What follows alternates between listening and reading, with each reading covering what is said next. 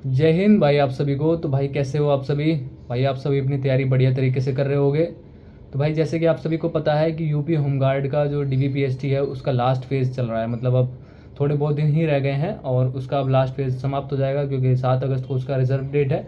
तो भाई उसी के बारे में बात करूँगा। जो भी अभी आपके 3-4 दिन गए हैं, जैसे कि 27, 28 और 29 जुलाई को जो होमगार्ड का डीवीपीएसटी है वो कैसा रहा है, क्योंकि बहुत ज़्यादा बच्चों को फेल किया गया है हाइट में और चेस्ट में। अगर जिन मतलब चेस्ट में तो थोड़े और ज़्यादा बच्चों को हेल्प किया गया है एक्सपेंड करने में, क्योंकि बहुत सारे बच्चों का जो है चेस्ट एक्सपेंड नहीं किया जा रहा है, हो पा रहा है, तो उनको फेल कर दिया गया है 1-1 सेंटीमीटर होने पर भी।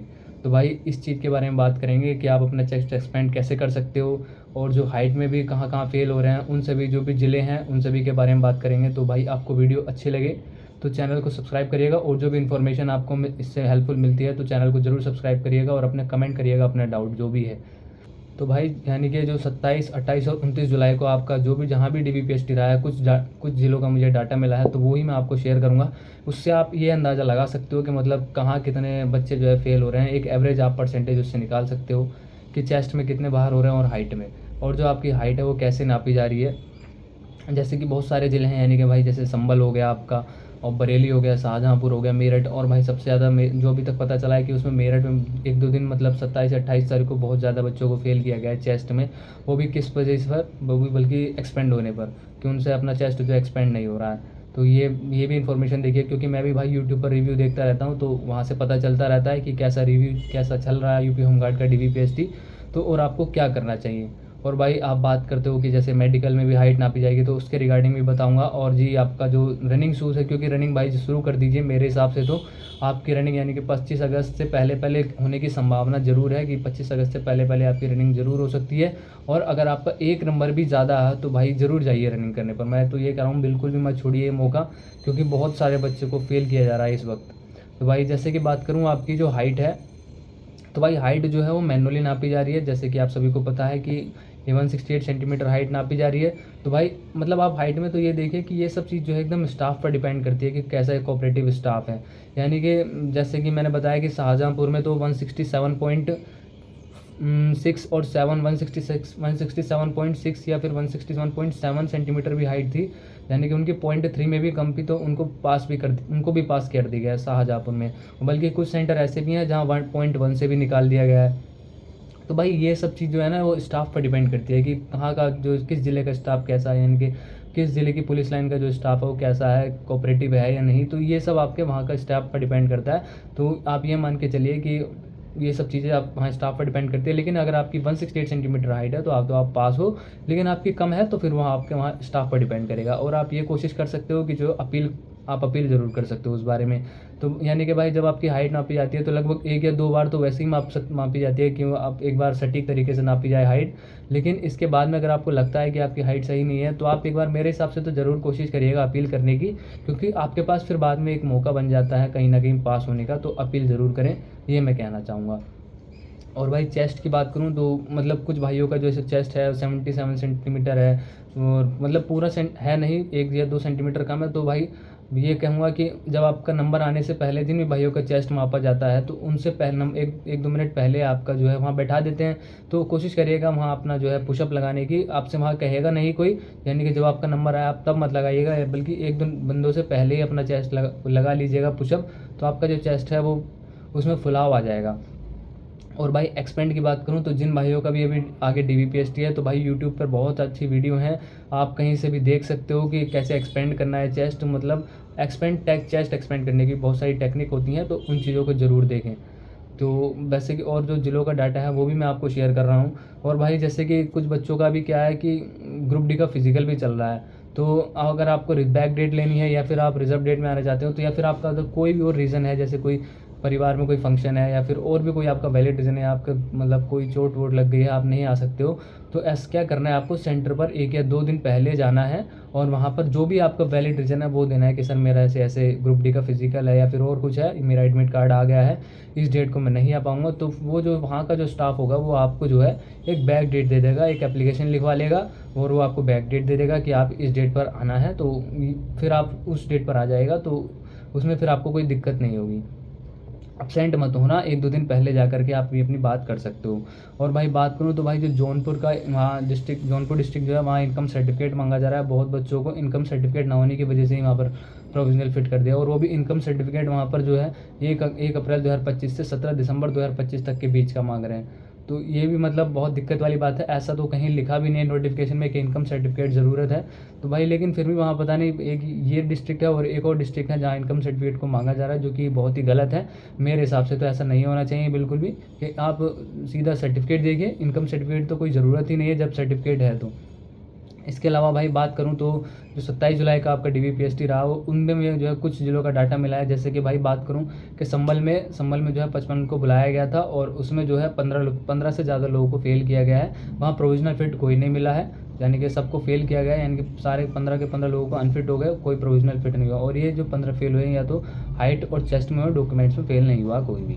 पीलीभीत का बात करूं तो भाई जो 55 को वहाँ बुलाया गया था, 4 को वहाँ हाइट में फेल किया गया, 2 को प्रोविजनल फिट किया गया और 2 को अपसेंट किया है। प्रोविजनल फिट को भाई आप ये मान करके चलिए, अगर आपके पास बहुत ज़्यादा होते हैं तो फिर अंतिम निर्णय बोर्ड का होगा, और लगभग यही निर्णय होगा कि आपको UR में ही काउंट करेंगे।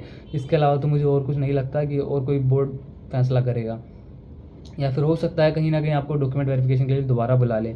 इसके अलावा भाई बात करूँ जो और डिस्ट्रिक्ट मिले हैं, जैसे कि मैं आपको बात कर रहा हूँ, मतलब आप ये मान के चलिए आपका जौनपुर में है तो आप इनकम सर्टिफिकेट लेकर के जाना। और इसके अलावा भाई जो EWS और OBC का जो सर्टिफिकेट मांगा जा रहा है, दोबारा बता रहा हूँ, जो भी अभ्यर्थी वो ये ध्यान रखें कि 1 अप्रैल 2025 से फॉर्म की लास्ट डेट तक के बीच का ही लेके जाना है, वरना वो आपको वहीं पर UR में काउंट कर देंगे, फिर आपको दिक्कत होगी आगे, आपको फाइनल में चांस के सिलेक्शन का जो है बहुत कम हो जाएगा, आप ये मान के चलिए। और मैं फिर दोबारा कह रहा हूँ कि अगर आपका 1 या 2 नंबर कम है, तो 1 या 2 नंबर कट ऑफ से ज़्यादा है तो ज़रूर रनिंग करिएगा, क्योंकि जो है बच्चे बहुत ज़्यादा फेल हो रहे हैं, आप ये मान करके चलो। और रनिंग की भाई तैयारी अभी से शुरू कर दो। अगर आपने रनिंग शूज़ नहीं है, आपको ये मान के चलो आपके जो भी शूज़ हैं आप उनसे रनिंग करो। जैसे कि भाई कुछ तो मैंने भाइयों को मेरे साथ जो रनिंग करते हैं उनको मैंने देखा कि गोल्ड स्टार्स है जो है दिल्ली पुलिस का फिजिकल, आपको पता है कितना हार्ड होता है, उन जूतों से भी निकाल दिया है। तो आपके पास जो भी जूते हैं उनसे रनिंग कर सकते हो, नहीं तो आप सेगा के आते हैं, सेगा में आप ये देखना कि बस जूते का सोल अच्छा होना चाहिए, क्योंकि आपको दिक्कत ना हो। और इसके अलावा या फिर आप कैंपस का ले सकते हो, वो भी अच्छा शूज़ है। तो ये मैंने आपको बता दिया है। बाकी भाई ये भाई पूछते हैं कि जैसे अभी हाइट यहाँ नापी है तो क्या मेडिकल में भी नापी जाएगी, तो ये सब वहाँ के स्टाफ पर ही डिपेंड करता है। बल्कि जबकि आपकी यहाँ हाइट यहाँ पास हो गए हो तो आप मेडिकल में भी पास हो जाओगे, हाइट में कोई दिक्कत नहीं होगी।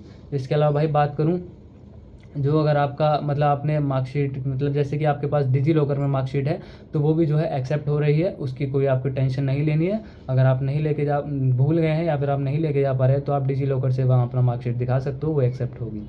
इसके अलावा भाई मुरादाबाद हो गया और मेरठ हो गया, और मुरादाबाद मेरठ हो गया, महाराजगंज हो गया, इन सभी में जो है हाइट जो है बहुत ज़्यादा खींच कर नापी जा रही है। तो यहाँ पे जिनका DVPST वो ध्यान रखें कि हाइट मतलब थोड़ा एक या पॉइंट में थोड़ी कम हो जा रही है, तो इस चीज़ का ध्यान रखें। अगर कम लग रही है तो आप अपील करें, आपको बहुत ज़्यादा हेल्प मिलेगी। और मेरठ में मतलब भाई मेरठ में तो बहुत ज़्यादा लोगों को फेल किया गया है चेस्ट में। मेरठ में भाई जो 28 जुलाई को जो डाटा मिला है उसमें मतलब 31 बंदे को फेल किया गया है चेस्ट में, लगभग 31 बंदों को फेल किया गया है। वैसे भाई प्रतापगढ़ का बताऊं आपको तो प्रतापगढ़ में 55 को बुलाया गया था, 1 अपसेंट था, 9 को हाइट में फेल किया गया। और ये 29 जुलाई का डाटा मैं आपको बता रहा हूँ प्रतापगढ़ का। EWS को क्या कर रहे हैं भाई, EWS में वहाँ पर जो है अलग से एक स्वयं घोषणा पत्र आता है जो फॉर्म 4A है, वो भरवाया जा रहा है। तो उसकी कोई टेंशन नहीं लेनी है, आपको वो वहीं फिल करवा दिया जा रहा है। जो भी EWS के भाई हैं, ये मुझे कुछ सेंटर पर पता चला है, आप भी बताइए कि आपके सेंटर पर ये भरवाया गया था। तो मुझे अभी तक ये जानकारी मिली है कि EWS वहाँ पर भी भरवाया जा रहा है, जो स्वयं घोषणा पत्र वाला है। इनकम सर्टिफिकेट नहीं लग रहा है, बस जो आपका जौनपुर डिस्ट्रिक्ट है वहीं मांगा जा रहा है, आजमगढ़ का जहाँ DVPST हो रहा है वहाँ पर। इसके अलावा भाई जो मेरठ में क्या है, 2 दल बुलाए गए थे 55 के, वहाँ 2 दल बुलाए गए थे, जिसमें पहले वाले दल में एक में 123 मतलब 23 लोगों को फेल किया गया है चेस्ट में, और दूसरे में 18 को फेल किया गया है चेस्ट एक्सपेंड करने में। हाइट में भी है लेकिन चेस्ट एक्सपेंड में बहुत ज़्यादा लोगों को फेल किया गया है वहाँ पर। तो भाई इस बात का भी ध्यान रखो, मतलब मेरठ में भी बहुत हार्ड तरीके से हो रहा है DVPST, इस बात का आप ध्यान रखो। शाहजहाँपुर में भाई, शाहजहाँपुर में 55 को बुलाया गया था, 4 एब्सेंट थे, 4 को हाइट में फेल किया गया, 2 एब्सेंट थे, 49 को वहाँ पास किया गया है। बरेली में भाई 150 को बुलाया गया था और 32 लोगों को वहाँ अनफिट किया गया, यहाँ भी ज़्यादा बहुत डाटा फेल होने का बहुत देखने को मिला। मुरादाबाद में 55 में से जो है 34 को पास किया गया था, यानी कि आप देख सकते हो कि कितने लोगों को वहाँ फेल किया गया और अपसेंट भी थे इसमें।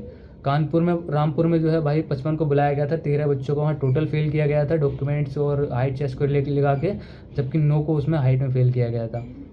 संत कबीर नगर में भाई 55 को बुलाया गया था, वहाँ 3 एब्सेंट थे, 2 अनफिट थे और 4 को वहाँ प्रोविजनल फिट किया गया था। तो भाई ये था अभी तक का जो भी मुझे डाटा मिला, 27, 28, 29 जुलाई तक का, जितने भी 10-15 ज़िले मैंने आपको बताया वहाँ तक का मुझे डाटा मिला। और मैंने आपको बताया भी कि किस डिस्ट्रिक्ट में कैसा हो रहा है।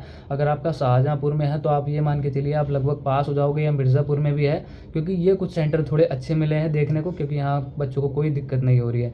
लेकिन कहीं कहीं सेंटर ऐसे हैं जहाँ थोड़ा हार्ड तरीके से नापा जा रहा है, तो जैसे कि मुरादाबाद, मेरठ हो गया, वहाँ थोड़े बच्चे ज़्यादा फेल हो रहे हैं बाकी अदर सेंटर के मुकाबले। तो आप इस चीज़ को देख सकते हो।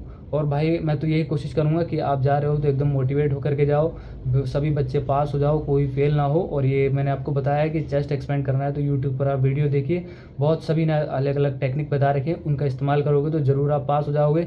इसके अलावा भाई हाइट को भी मैंने आपको बता दिया, मैनुअल तरीके से नापी जा रही है, और जो चेस्ट है वो आपका निप्पल से बराबर ही टच करके नापा जा रहा है, तो कोई दिक्कत की बात नहीं है। बाकी भाई अलग से कुछ नहीं हो रहा है। और जो जहाँ डॉक्यूमेंट्स मांगे जा रहे थे वो आपको मैंने बता दिए, डिजी लॉकर से भी एक्सेप्ट किया जा रहा है। अगर आपको लगता है कि मेरे किसी डॉक्यूमेंट्स में गलती है तो आप एफिडेविट बनवा करके ले जाइए सेफ्टी के लिए, नहीं तो क्या है वो वहीं एप्लीकेशन लिखवा करके भी एक्सेप्ट कर ले रहे हैं। और जैसे कि आपका डॉक्यूमेंट जो सर्टिफिकेट नंबर है, एप्लीकेशन नंबर है, वो गलत हो गया तो वो जो है ऑनलाइन वहीं उसको सही करा दे रहे हैं, इसमें कोई दिक्कत की बात नहीं है। बाकी डॉक्यूमेंट्स में तो आपको घबराना नहीं है, बस थोड़ा इस पर फोकस करिए अपना हाइट और चेस्ट पर पे। जो भी आपका रिव्यू मुझे मिला था वो मैंने आपको बता दिया है। बाकी अगर आपको कोई इससे अच्छी हेल्पफुल इन्फॉर्मेशन मिलती है तो चैनल को ज़रूर सब्सक्राइब करिएगा, और अपने जो डाउट है वो कमेंट करिए, पूरी कोशिश करूँगा उसको सॉल्व करने की, कि आपको मतलब एक अच्छी सलाह देने की उसके रिगार्डिंग। बाकी चैनल को सब्सक्राइब करिएगा, लाइक करिएगा, और ज़रूर शेयर करिए अपने जो भी व्यूज़ हैं कमेंट्स में। बाकी ये मैंने आपको रिव्यू दे दिया था, बाकी आपसे अभी नेक्स्ट वीडियो में मिलूँगा। अभी से के लिए आप सभी को धन्यवाद।